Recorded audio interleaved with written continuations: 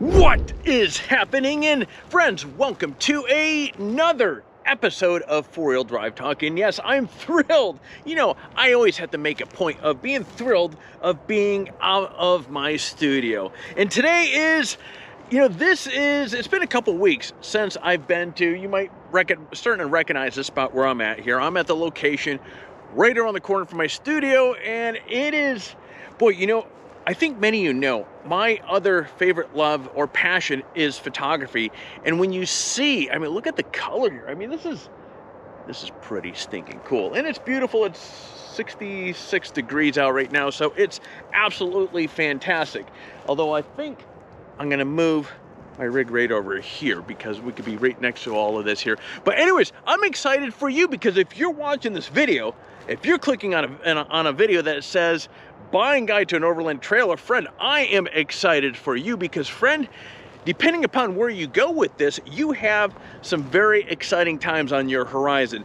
And I talk from experience because, as many of you know, I've had this Turtleback Expedition trailer now for 18 months, and I can tell you one thing, it is a game changer. I've been camping all my life, and from everything from truck camping, tent camping, and once you have a Overland trailer, it is a game changer. It opens up a lot of doors. I heard, where the hell's that helicopter? Anyways, we'll go with it. Having an Overland trailer really opens up quite a number of doors from a storage standpoint, from where you can go, from how long you're out. There are just so many benefits that really make overlanding, camping, whatever you want to call it, so much more fun. But getting an Overland trailer is, you can really make some mistakes because there's a lot of good options, a lot of bad options, and a lot of these have to do with what you want to get out of your camping overlanding experience.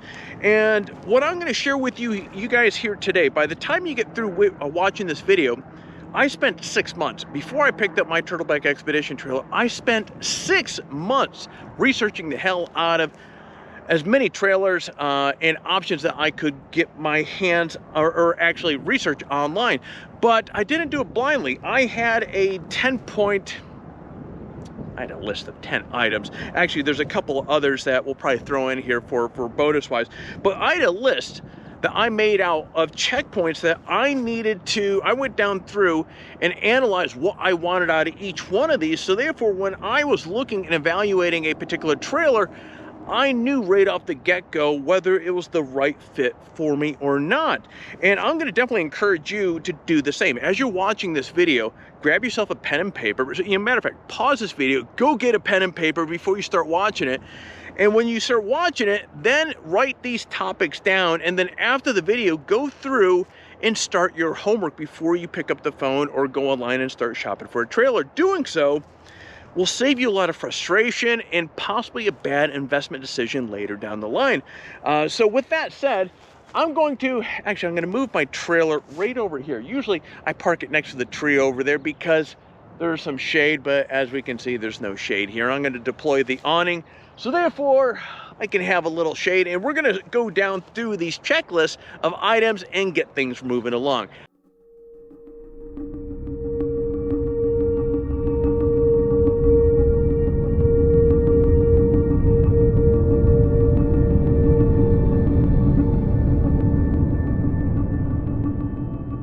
Fantastic. Well, intermission, we'll call Seek and Shade intermission. Well, we got some shade set up here. So now it is time we're going to take a deep dive into this. But first, before we get going here, if you could do me a big favor, huge favor. You see, we're putting these videos together to help you, in this particular case, hopefully go out there and make the best buying decision that you can for your overlanding or camping needs. Now, of course, if we are successful, friend, if you could crush that like button down below, it really does help with the whole YouTube algorithm. That said, my friend, pull up a seat in, let's go.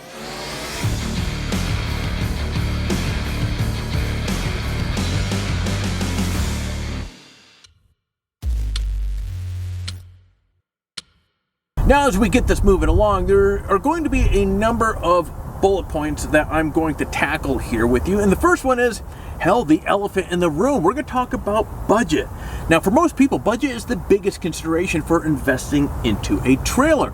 Now, just like when you shop for a brand new home, when you shop for a trailer, you need to have a set price range before you start looking. After all, it makes really no sense to waste your time lusting for trailers that you simply can't afford. And guys, don't fall into the price trap. I mean, you could find Overland trailers advertised for as low as $3,000 brand new, and well, in all reality, you're not going to get much for it. And that goes all the way up to the sky is the limit. Just remember that bigger and more expensive isn't always better. Sure, a $100,000 option might be really cool and look good on Instagram, but a $15,000 or a $30,000 option might be everything that you actually need. So, starting things off here, set a budget, stick to it, and get shopping.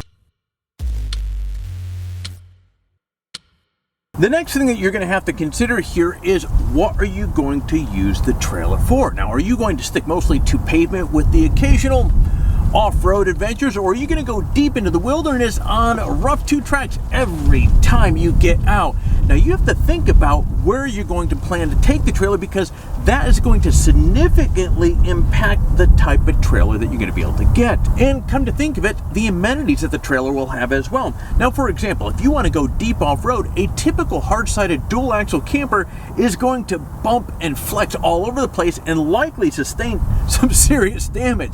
Besides, trailers like that are typically pretty heavy and aren't designed to get through the mud, across streams, and up and over rough trails. But a trailer that's purpose-built for off-road use, like my Turtleback Expedition trailer here, has the suspension, the wheels, tires, the clearance, and other features that enable me to take this for adventures that are far away from pavement. As I joke around with folks, this thing will go anywhere where I can bring my Jeep, this thing will go anywhere where my Jeep can go. There we go. Got it out. And that was very important when I was shopping around for this thing. So after you set a budget, sit down, take a few notes about what you want to do with the trailer. Then you can begin to kind of narrow down the field of view, or the possibilities of the different types of trailers. Now, it goes without saying that a big mistake people make is rushing into buying a trailer before they've really thought about what their needs and wants are. Now, based upon your plan and what you plan to do with the trailer, you can make a list of amenities and what you'd like to have. For example, if you're going to be in more kind of established campgrounds, maybe you want a trailer with a big bathroom and a big awning that you can roll out for shade. Actually, I recommend the awning for regardless what you get, but regardless. On the other hand, you may want a true off-road trailer. Maybe you want something that is light and agile and has a suspension that can flex and hold up to the abuse that you plan to put the trailer through. Plus, the more time that you take in researching and comparing trailers, the more likely it is that you're going to end up with the best trailer for your adventure. And believe me, friend, I know it can be very exciting to get a new trailer, and sometimes you want to hurry up and get out there, so therefore get the shopping experience done, so you can get out there and start enjoying and going on adventures with the thing. But spend some time learning as much as you can now. Okay, let me repeat that. Spend some time as much as you can right now. That way you don't regret your purchase later. Now let's talk about what happens when nature calls. And I know from my shopping experience, many trailers have this covered with full bathrooms, and in some cases they have a simple wet room with a toilet, sink, shower, kind of crammed in a tiny little space. But other trailers simply don't have a bathroom at all. So you need to have a game plan laid out ahead of time. That way you don't head off to the trail and find yourself in deep doo-doo. And no pun intended on that one. Shitter was full! Ah, yeah. You checked our shitters, honey? Clark, please. He doesn't know any better. You ought to know it's illegal. It's a storm sewer. If it fills with gas, I pity the person who lights a match within 10 yards of it. This is an awesome movie, but don't be that guy. Now, because I wanted a trailer that I could take way off grid, I went with one that didn't have a bathroom, and I didn't want to worry about poo sloshing around or tearing a hole into a black and gray water tank and leaving a trail of destruction behind me. No. That wouldn't be good. Now this one has been a bit of a moving target for me. Originally I invested into a porta potty, then I picked up a kind of a folding toilet seat. Yesterday I invested into a Thunderbox, which I cannot wait. That actually arrives on Friday. This is built by the kings, the grandfathers of overlanding, the Australian folks, and so this toilet is going to be, I think it's going to be an absolute home run. But you can use it with everything from the double duty bags, or they have some biodegradable bags as well, and that takes care of the mess and the smell. Now I also have a little privacy tent that encloses the toilet, so I can take care of business without the world seeing me. Now I realize this is not a setup, this is not a restroom setup that is for everyone, or that everyone is okay with. Ask my wife. Again, you have to think about things like this really thoroughly and understand that trailers that typically have a full bathroom aren't usually something that you're going to be able to take off-road. Now when you're overlanding, your biggest commodity is space. I mean, this means that you need to think long and hard about how trailers make use of space and storage. Most off-road trailers like mine are going to be smaller than the typical travel trailers that you see in the campgrounds, but that doesn't mean that these small trailers lack storage. For example, my turtleback trailer here has over 50 cubic feet of storage, and at the end of the day, that's plenty of room for me to store all my camping gear, my tools, my camera gear, my food, and so forth for a multi-day journey. Now, additionally, all the storage space is really easy to get access, unlike often what you find in storage compartments in travel trailers and fifth wheels and so forth. Now, here is the nose cavity of my turtleback, and you can get a sense of when I was talking about how much storage. So I have two lithium 100 amp hour batteries here.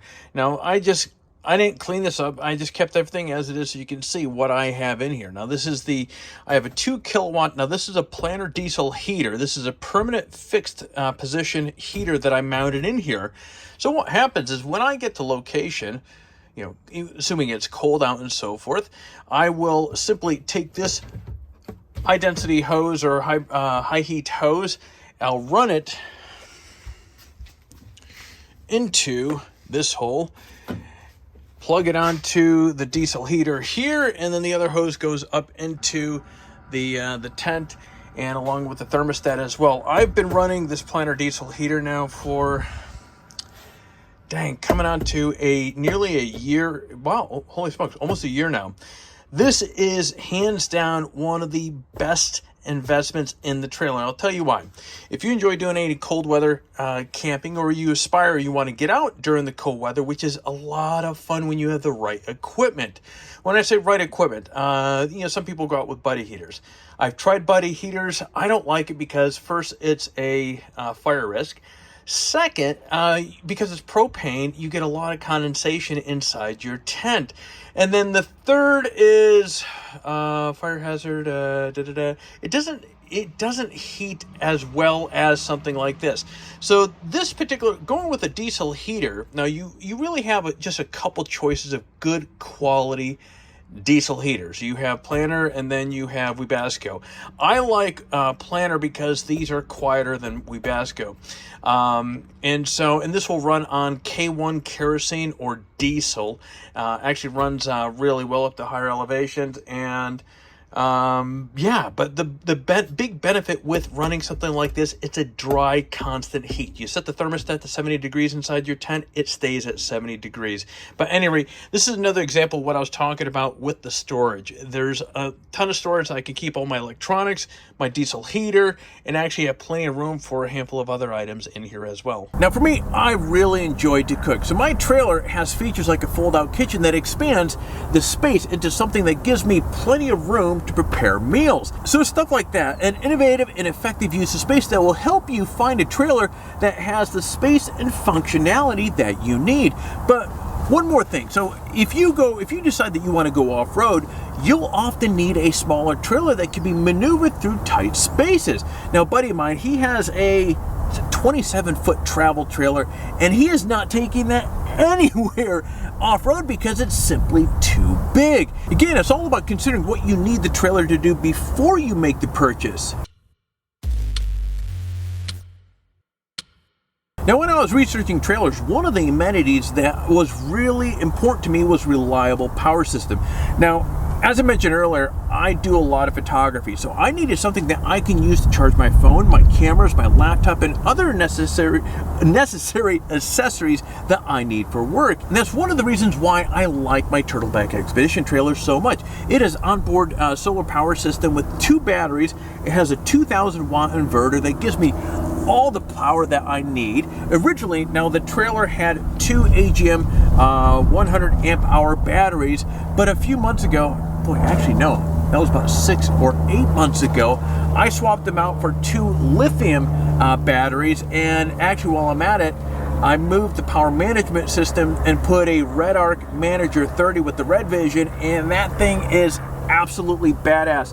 I can control all my lights, I can control my fridge, I can control my safety circuit, my literally anything electrical inside this trailer right here, I can control with the app.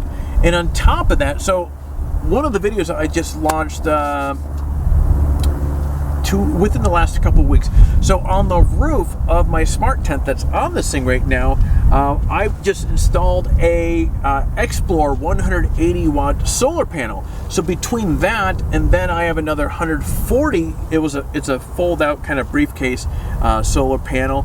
I have all the solar power to keep this thing charged when I'm out in the field. And circling back over to the battery discussion for a minute, the batteries that I have in there, the new lithium batteries, are fantastic because they are smaller, they're a ton lighter. We're talking going from 80 pounds down to something like 30 pounds. And they offer a better depth of discharge, a longer lifespan, and they are serviceable as well. Now, I also picked up a 1,000 watt ELP generator, which I did a review, actually that was last month, and that was I've had that thing for 15 months.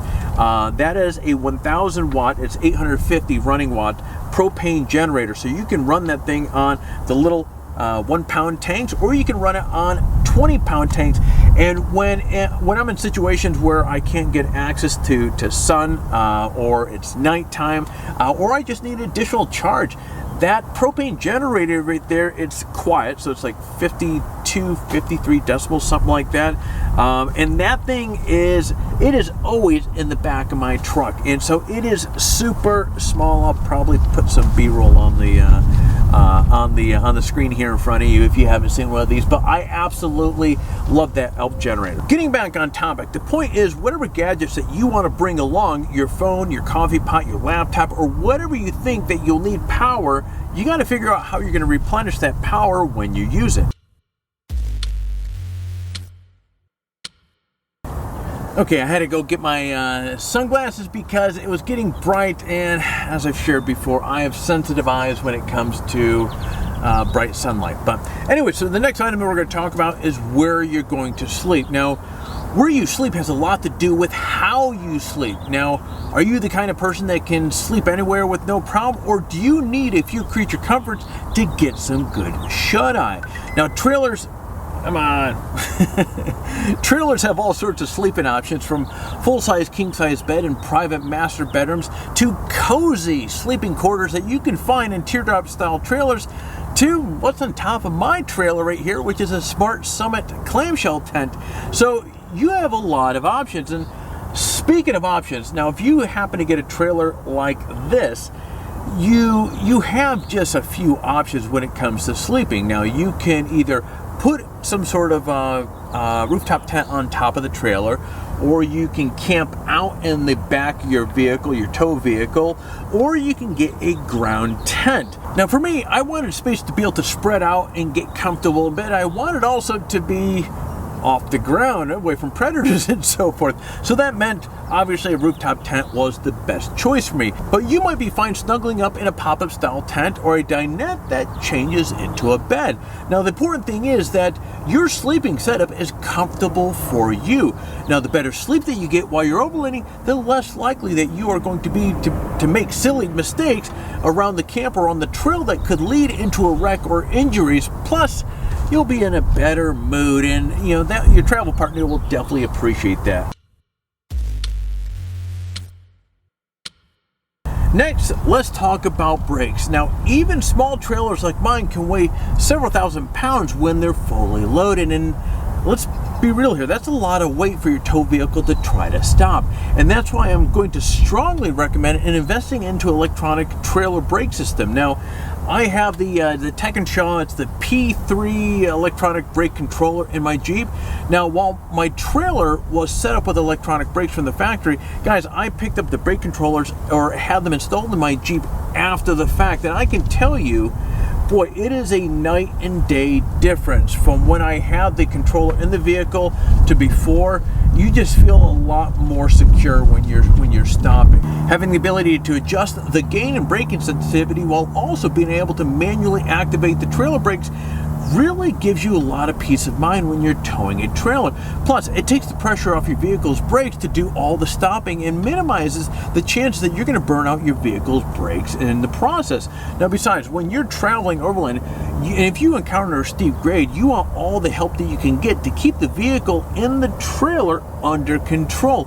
Plus, most states have a law that require electronic brakes when your trailer weighs more than 3,000 pounds. So you want to make sure that you're compliant with the local laws.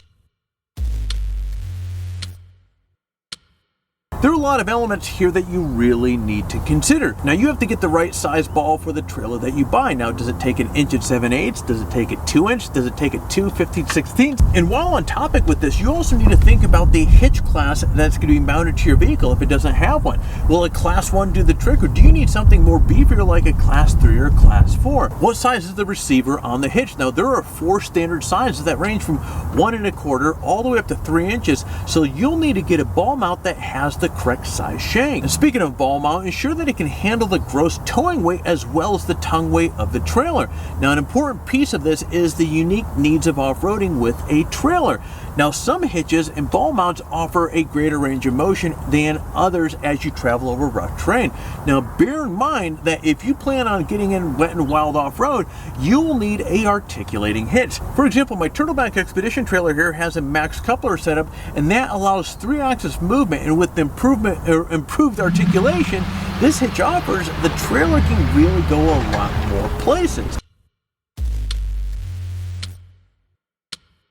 Something that new trailer owners sometimes forget is that they need a place to store the trailer. Now, do you have room on your property? Is it going to fit in your garage? Can you park it in your driveway? Now, some neighborhoods have rules about parking trailers in the driveway or on the street. And even if they don't, your neighbors might not enjoy the view of your trailer. Now, where I live, homes are practically built on one another, so I don't have the space to park my trailer there. Instead, I rent a 10 by 25 storage unit where I park my trailer. Since it's a true enclosed trailer, I can rest easy knowing that the trailer isn't just secure, but it's also out of the elements as well. But all this comes at a price. I pay $285. No, geez, that's right, there was a recent price increase. So I'm paying $339 every single month for that storage unit. Now, just be sure that when you're setting up your budget for your trailer that you factor in, if you need to get a storage unit, factor that into the cost as well. And one other thing before we go signing off with this here, understand your vehicle's towing limit. Each vehicle is going to have a towing limitations with it.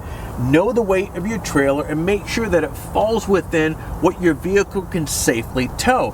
Now, understand there's a difference between dry weight and wet weight. And so when you look at, a lot of manufacturers are going to advertise a dry weight. That's basically stripped down. That's the best case scenario. There's nothing in it.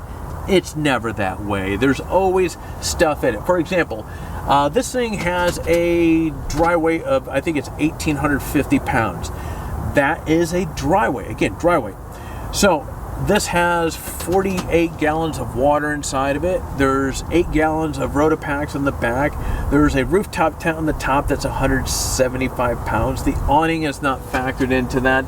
There's a 62-liter fridge in there, and then obviously whatever you put inside of there, all my other stuff. So you can see, you can easily tack on 500, 600, 1,000 pounds on top of whatever dry weight that you have. Now, my Gladiator has a towing capacity of, I want to say, 7,500 pounds. One thing that I did with that is to help make it tow it better, I've also moved the gears from 411s all the way up to 488s, and that makes it a little bit more comfortable towing this thing as well. I mean, the Gladiators are gutless wonders to begin with, but anyways, I share this with you because it's just another one of those factors that you really need to keep in mind when you're going out there picking up a trailer. Make sure if you have a vehicle already, make sure whatever you get is going to fall within the towing capacity of your tow vehicle. Well, there you go, friends. This was a fun video putting together. You know, this morning I was talking to one of our editors. It's hard to believe this video here has actually been on our editorial calendar since October of 2021. That's how long we've been planning this one, and so of course I'm super excited to finally get this one done and packaged and sent off to you. Now my hope is understanding how important getting the right trailer is for everyone's needs. I really hope that this video spoke to you and provides some level of tips, understanding as far as what to look for when going out there and buying your first overland camping, whatever you want to call it, your camping trailer. You're getting away from urban bubble trailer. And so, at any rate, best of success. If you have any questions with regards to particular trailers or features or this or that, by all means, leave a comment below. I'll try to access this or visit this often and answer questions as I can. And with that said, friends, if you found some value with this video, it's that time to do all that YouTube stuff. So if you hit that like button, if you found some value, if you currently aren't subscribed to the channel, friend, what are you waiting for? We'd love to have you part of the family. Last but not least, smash that bell so therefore you're notified every single time that we come out with a video just like this one. And so it's that time of the video where I'm going to be bouncing off here. Actually, I'm going to put the trailer away, put all my stuff away, and get back to my studio. Actually, I'm going to scoot off to the gym. Then I'm going to pick up my son and get some dinner for everybody. So anyways, you guys get out there, stay healthy, good luck with your trailer search, and I'll see you next time.